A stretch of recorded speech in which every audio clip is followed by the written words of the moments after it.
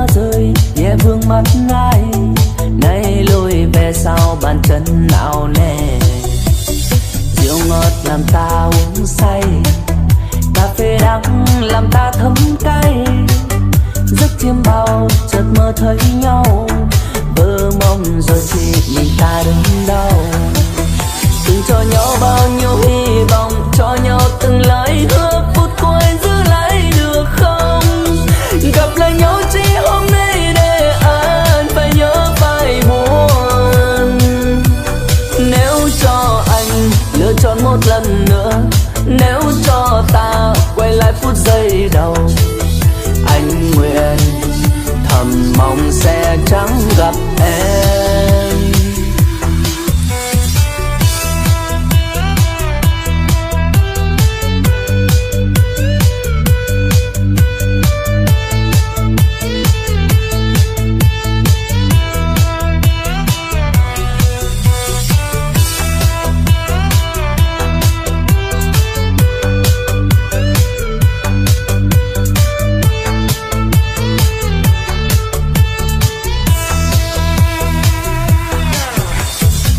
bao trở ni ly trì, dù chờ一行行的泪滴，这这梦这回忆任谁，寂寞也只剩我狼狈。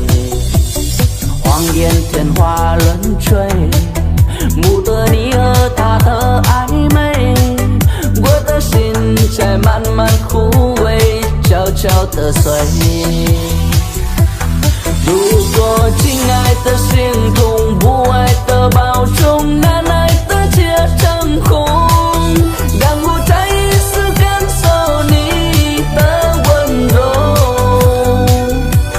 如果它更适合依偎，悲伤该如何转身退？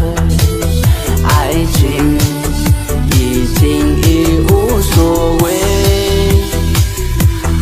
Từng cho nhau bao nhiêu hy vọng, cho nhau từng lời hứa, phút cuối giữ lại được không? Gặp lại nhau chỉ hôm nay để anh phải nhớ phải buồn. Nếu cho anh lựa chọn một lần nữa, nếu cho ta quay lại phút giây đầu, anh nguyện thầm mong sẽ